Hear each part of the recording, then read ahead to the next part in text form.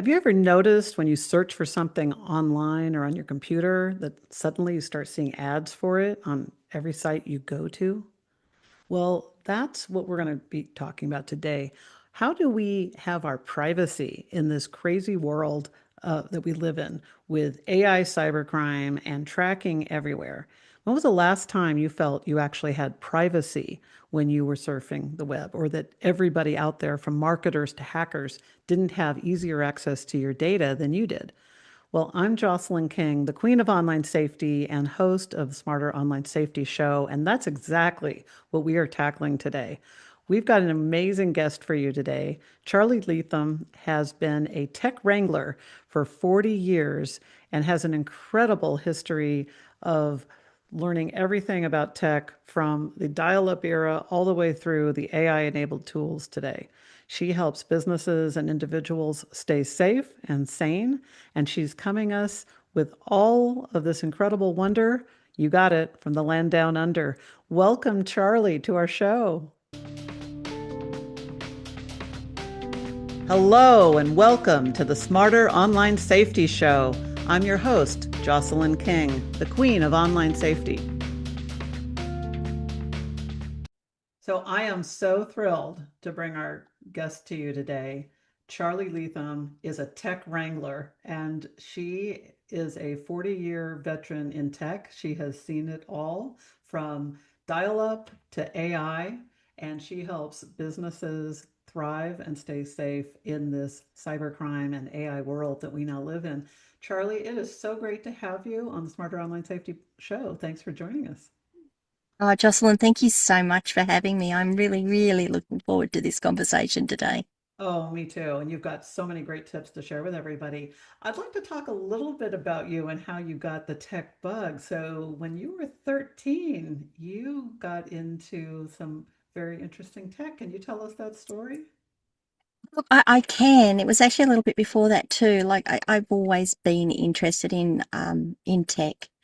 It didn't exist. I mean, as you know, 40 years ago, 40 something years ago, it didn't exist. But what did exist was electronics and communication. My dad was very into that sort of thing. He loved doing it. And he was an amateur radio operator, and he was sitting there one day playing with his amateur radio. I'm like, what's this, Dad? And he's like, it's this. And from there, we went through, and I got my amateur radio license at the age of 13. Oh, that's At great. that point, I was the youngest person in Australia. I was definitely the youngest woman to have done it. I know I am not anymore, but back, if you can imagine back in the early 80s, Right. or late 70s, that, that it was a thing. So at 13, I got my amateur radio license, and it kind of went from there. That is so great. And it sounds like your dad really helped instill a passion for tech in you at an early age, which is so great. Yeah, For yeah, some people, yeah. it's a Look, teacher or a neighbor or a family member, but it's so great that it was your dad. yeah, yeah. Look, it's been good. I mean, it's been a very, very interesting journey through everything. But yeah, he brought home the first computer, or in fact, he built his first computer, and I helped him. Well, I didn't help him build it, but he taught me to program, and he got me all the books. And yeah, we'd be sitting there with a cassette. Remember our cassette tapes, and we put them in the drive and save off our programs, and really annoy Mum because we put them back into the music cassettes. So she'd play them and get this really horrible sound. Oh, that's But so yeah, yeah, that's it. that is so great. Now, and obviously, you're as a tech wrangler, you're also a tech, you just love tech because a lot of people who back in the day became radio operators and did ham radio and other things did not stay current. They did not go Yep. full on into the AI era, keeping as current. And you have, and you help businesses and consumers and everybody help them stay safe and use tech wisely. So is that because of your passion for tech that you just are always learning, like every day? I think it's a combination of a couple of things. One is my brain works that way. And it was really, yeah, my brain works that way. I'm just trying to get sort of the whole thing together. It was also the time. So as I was leaving school, as I was going through what we call high school here in Australia, Mhm. which is grade 7 through to 12. I left at grade 10. But as I was going through high school, computing came in. personal computing. We had mainframes, we had mid-frames, but personal computing came in. As I said, Dad had built a computer. It wasn't even an MS-DOS machine. It was one of the predecessors to that. Wow. And I learned to code in BASIC on that. And then personal computing came in, and we I could see that coming through, and I could see that starting. And Dad brought home an AT computer. Like, that's how long ago it was. It was an 8086, and I learned gaming. Started like I became a gamer. I loved gaming. Right. Um, I learned more programming. I learned C. I learned Pascal. Even at school, I was doing those sorts of things because I could see that this was going to be something that opened up for us. You know, when you're going through your careers and stuff, and people, oh, you could be a nurse, you could be a doctor, you could be this, you could be that. Mine was, well, I think this is going to be something. I think this is going to be something that I can do, and it was. And I just sort of, I was always at the right place at the right time. So, personal computing came out. It hit desktops. I was working at that point in an electronics lab, and the computers came out, and I got a job installing them on people's desktops, networking them together. I mean, you said I'd been there from dial-up. I've been there since we used to connect computers via RS-232 cables and communicate to each other. So Wow. yeah, and it's just gone from there. It's like I haven't really wanted to do anything else. For a little bit there, I bought myself a retail franchise and Mhm. made myself very ill running it, and walked away very, very, very, very much in debt. And then came Okay. back to doing this again because this is Mhm. what I know and this is what I'm good at.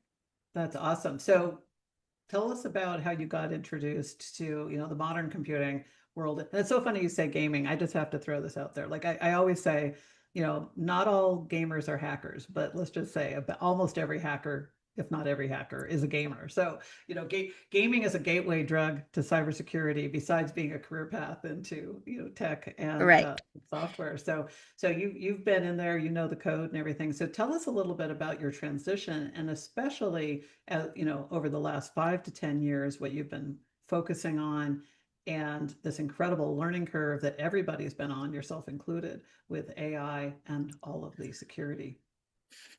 Gee, I mean, that's a really good question, Jocelyn. I honestly just keep putting one foot in front of the other. I try not to get distracted by the tech du jour. No. It's really about making sure that what I'm running, what my clients are running, even what my friends and family are running, Mhm. works for them. It does what they need it to do. It's trying to demystify and decomplicate everything. I say that I get so annoyed when I see something come out and I see something like, oh, I'm going to go and do this. And they come back to me and say it's not working. Like, well, no, that was never going to work for you. But the advert said it was going to. Like, well, Mm, that was marketing. You didn't do your research. So, it's about doing that research up front. It's about working out, does this actually do what it says it does? Do I want to spend a couple of hours sort of running up a test environment so I can work it out and see if it does what it does, says it does? Do I want to just go, just sideline that for another couple of weeks and see what happens? Now, as mm, you are probably aware, in our industry, tech comes and goes. I mean, it mm. could literally be a couple of days and it's gone. The new bright thing is gone. It's no longer around. It's, oh, we're doing this thing and everyone's on the bandwagon, and then you look a month later, 2 months later, 6 months later, and it's like, well, what happened to that? Well, it died. It died a natural death. So it's really about, what do we know works today? What Mhm. what what continues to work today? What is it we can push everyone up to make sure that they're still stable, they're still getting the benefits out of everything they can without pushing them over the edge onto that bleeding edge of Right. technology. So do you Um, recommend leave the bleeding edge for real technical people, and let and see, and then wait and see? If you're not highly technical yourself, don't jump on that bandwagon. Correct, absolutely. I mean, even down to myself, like the era of Windows has been such an eye opener in terms of when do you upgrade, what do you do, when do you actually say yes, I'm going to bite the bullet and do it. Mhm. For so many years, I ran on Windows 98. Mhm. Um, I was not going to upgrade. Mhm. I ended up getting a couple of very cheap machines that I could run Windows 7, Windows 8, and Windows 7 and Windows 8 on. Windows 2000, I had a Windows 2000 box, but they were the ones that would sit in the corner. And when someone would come to me and say, this isn't working, I'm like, what operating system? Oh, 2000, okay. I'll run up the 2000 box and see what's happening on the 2000 box. For my own operations, I stayed on 98. I didn't run Windows 7 or Windows 8 on my own systems at all. I completely skipped that. I went to Windows 10. My first update to the modern Windows was Windows 10, and I stayed on that for as long as I could until Windows 11 forced me to update. Right. So let's talk about that Why? because that's one of the, yeah, so that's one of the things because it gives you the certainty. But at the other end of the spectrum, there's also like security updates and things like that that you have to be aware of, especially these days, because cybercrime has never been peaking as much as it is right now, especially with AI in the hands of cyber criminals. So what advice do you have for people of how to not stay on the bleeding edge, but stay up to date on your security so you can stay safe Yep. and stay comfortable? That's a really good question again. So every piece of software that's out there, even if they say they brought a new version out, they Mhm. will maintain that software for a period of time and they will issue security updates. The Right. trick is that you must be applying those updates. So when they come out, they must be applied. Yeah. So and that was why I had to move off of Windows 98 because that end of life, when you see that The end of end life. of life Mhm. notice, Yeah. that is when you've got to go, that's it. I've got no other option. I have to move. The end of life option says we will no longer be supporting this. This will Right. be our last release. There will be no more security updates. There will be no more bug fixes.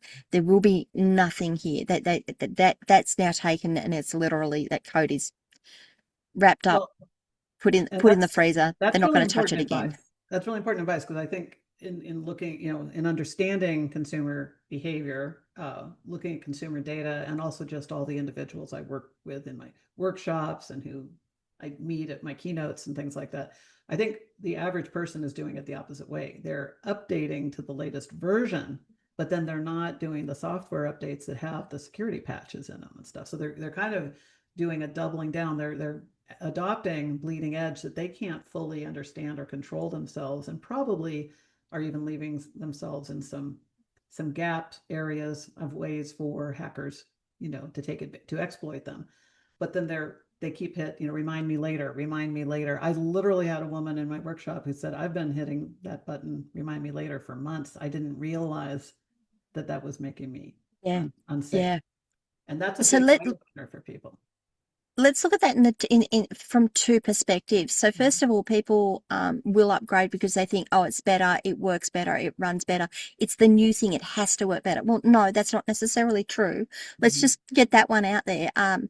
There will always be bugs that come out with this stuff, and that's why I often leave it because I let other people deal with let Mm-hmm. other people Right. deal with it. I need to run a business. I need to get my work done. I don't need to be dealing with fixing other people's problems to start with before I can go and do my work.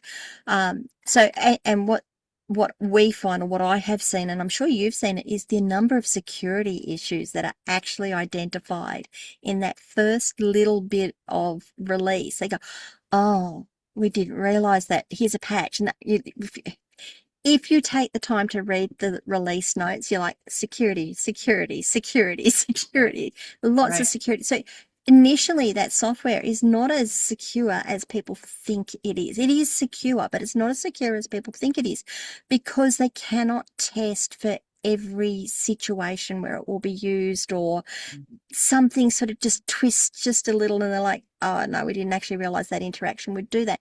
This isn't anyone being lazy. This isn't anyone being stupid about it. It is just the way it works. Right. Well, there's So, thousands and thousands of things that they do catch, correct. and it's the ones that are left. You bring up a really good point, though, because those release notes, how many people read those release notes? Less than 1%. I can tell you with Uh, 100% certainty, the people who read them religiously are hackers because they want to know what the security, because when they know what the security weakness is, all they need is to find somebody who has an upgrade up has hit remind me later to know exactly how to get in. They've basically been given the instruction manual for how to hack somebody who has not yet updated their software.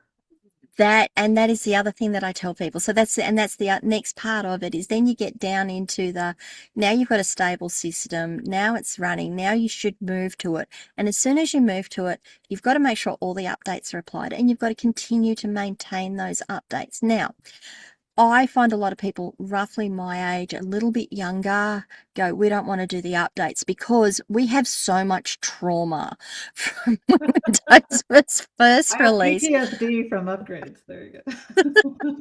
When we would do an upgrade and we would spend a day repairing our computer from the upgrade because the upgrades were abysmal. That's not the case anymore. I will say that recently in November, yes, it was November, Microsoft released a patch and it broke a whole heap of things, and we just had to wind that patch back.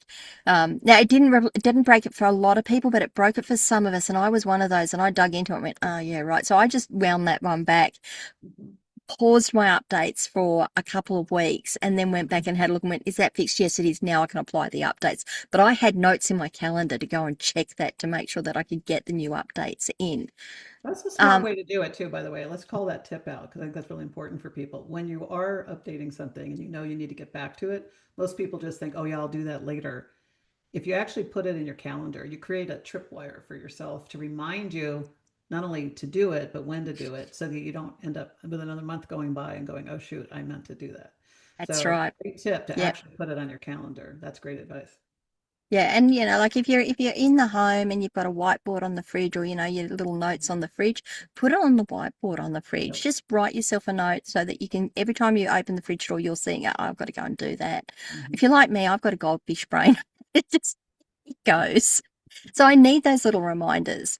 Um, so yeah, That's so that's the Ted so Lasso method. Be a goldfish. There you so um, that's where we start go. with the don't jump too soon because it's not we know it's not going to be stable. Generally there are going to be little issues, but then when it gets to that point of yes it's stable, you should be moving across. And then when you do, make sure you are applying those updates. That is the biggest thing. And you made the comment there that hackers read those release notes. Hackers actually get in and They love read the those release notes. releases. They It's a love blueprint. releases.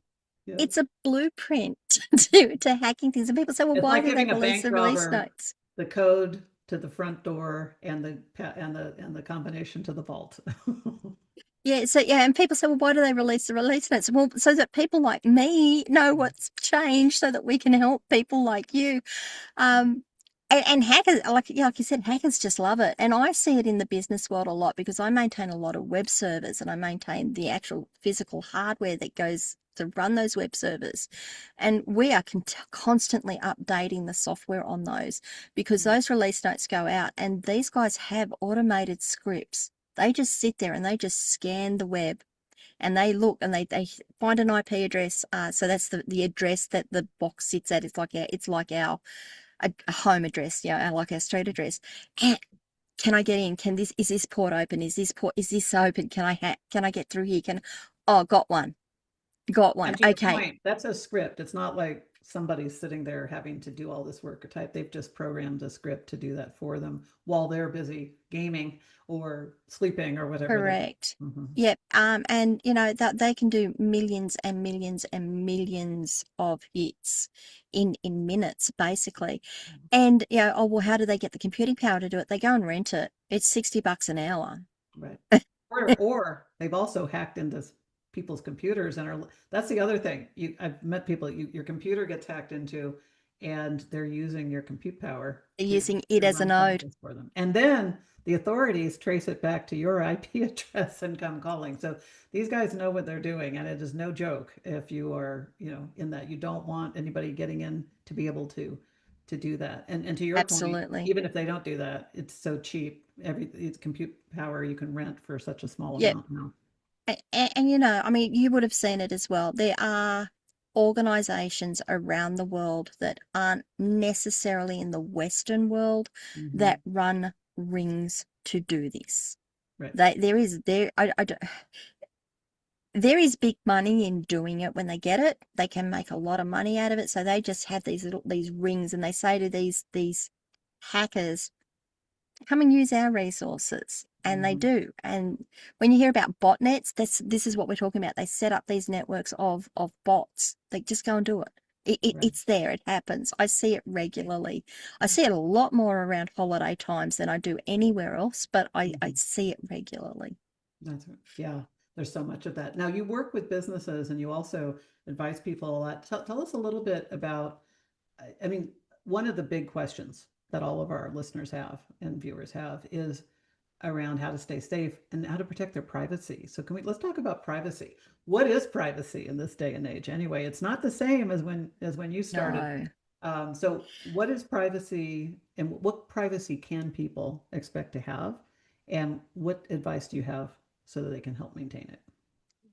Okay, so let's start from the premise that once you put it online, it Hmm. is always there. So Hmm. if you don't want something known, don't put it online. Let's just start there, and then we'll work sort of through everything. Hmm. Um, the most important pieces of information you have is information about yourself, your own personal identity. If you need to protect that as much as you can. Phone numbers, addresses, dates of births, full names,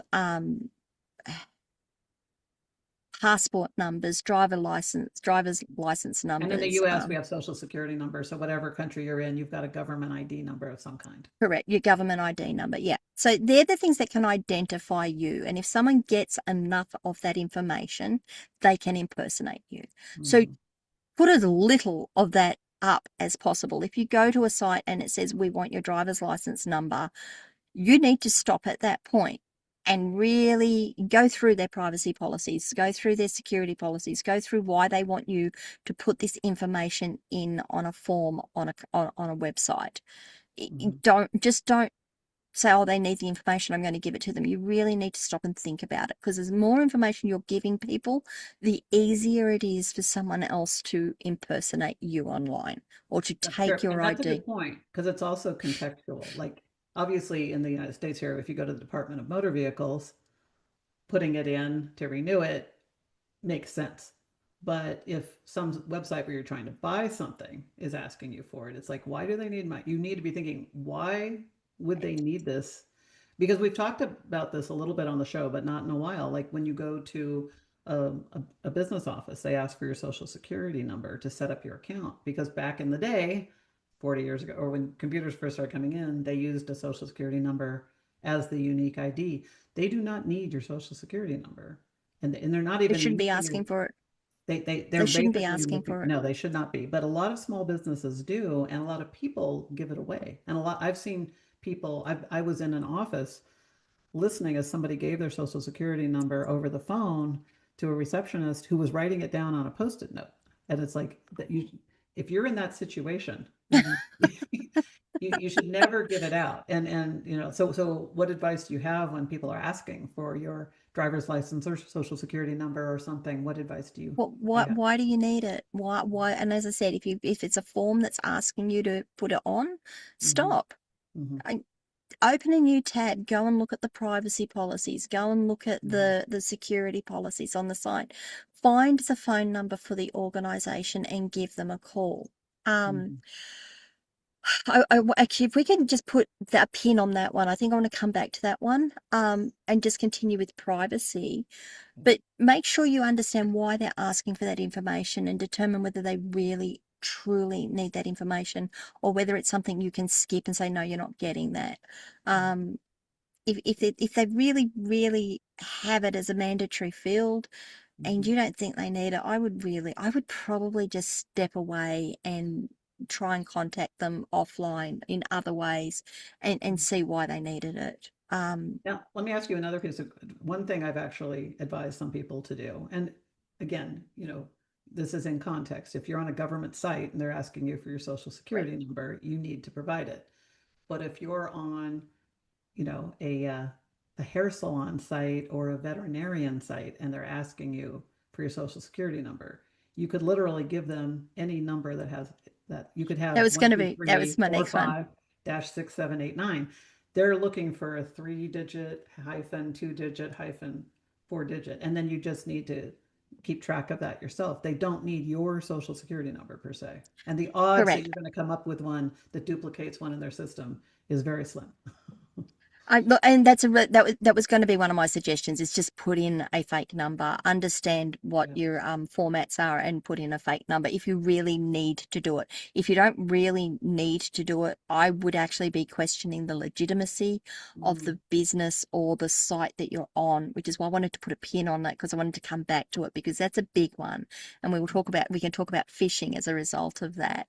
Um, so yeah, so make sure you know what information you're giving out. The things that I really hate putting up on my date of birth, even down to, oh, you can just show the year and the day, the year and the month of your birth. It's like, well, that's 66% of my date of birth. It's not going to take much to work out the rest. There's only 31 options for the rest of it. So date of birth is a big one. I certainly wouldn't be putting my social security number, my passport number, um, yeah, anything that you can be used to get into government systems. No, that's just a no. That I won't be putting that up. I'd make it up or I'd just leave it blank. Certainly don't have it displayed on your profile. So a lot of sites you'll go to, it says you can enter this information.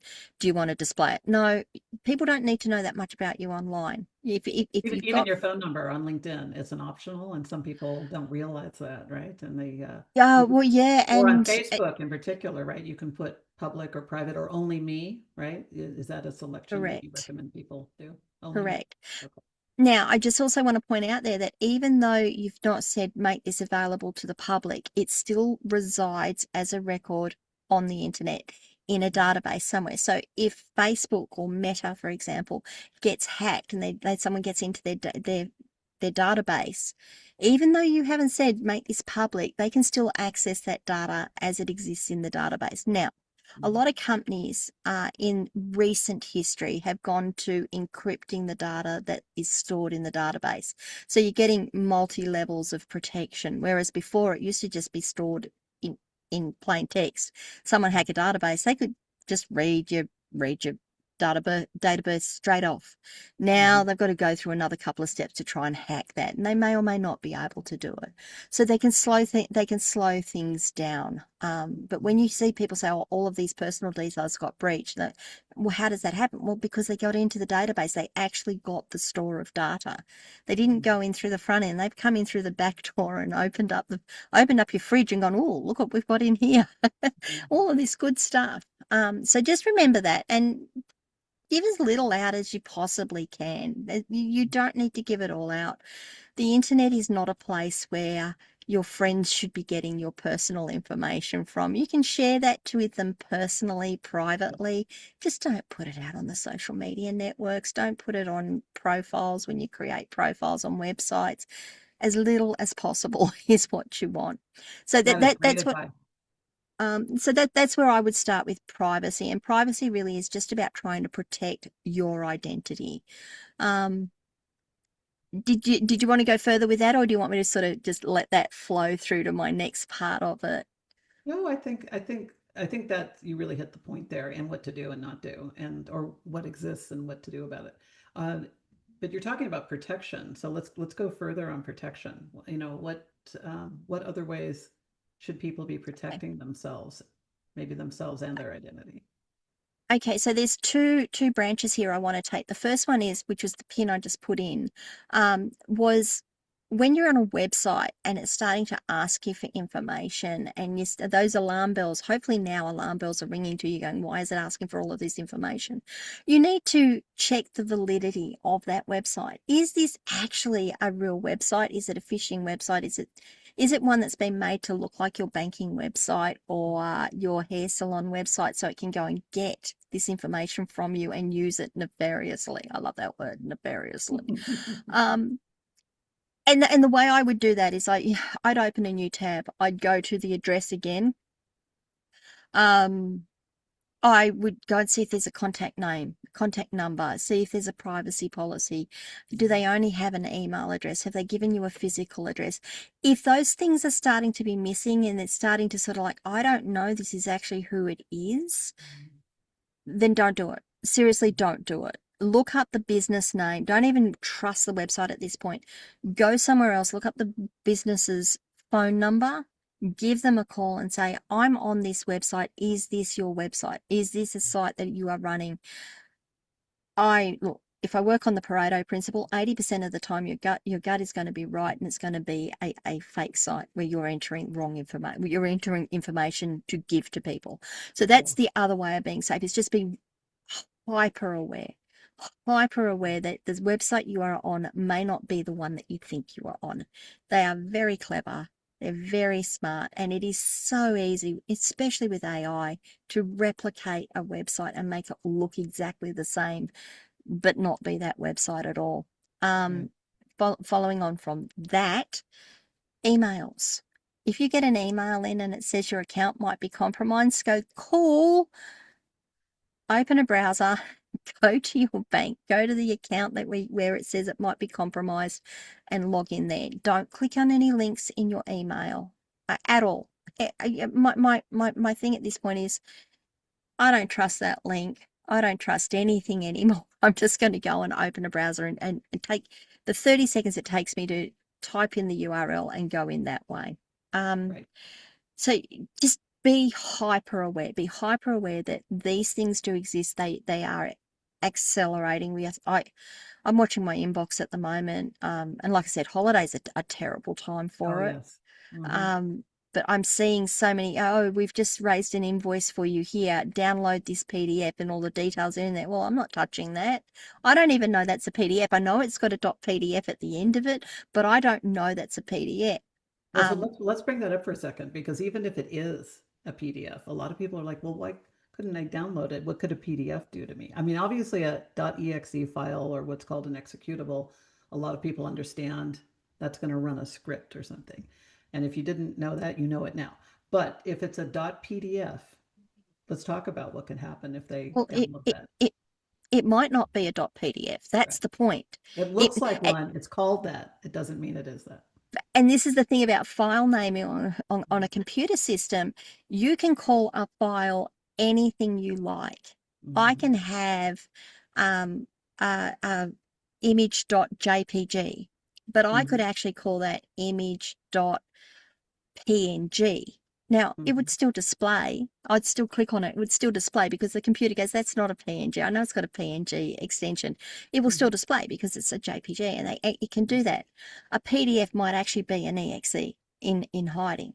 Mhm. That's the first thing. So The anything second that looks thing, like a PDF could be malware that you are downloading. correct. Yeah. Anything, an image could be malware that you are downloading. The other thing is that as things have gone on, people have worked out how to put what we call payloads, information into these files, that when they're opened, they send out a signal into the internet and says, this has been opened. Here's the channel. Give me this file out here on the internet, and I'm going to download that onto your computer. And it downloads onto your computer. You're done. You're Basically, that file that compromised. you downloaded is like a house guest that's come in and is now called their friends to Open the say, back come on door. over, we're having a party. Pretty much, Yeah. pretty much. And that I know it sounds paranoid. I know it sounds like I'm being paranoid, but I've seen it.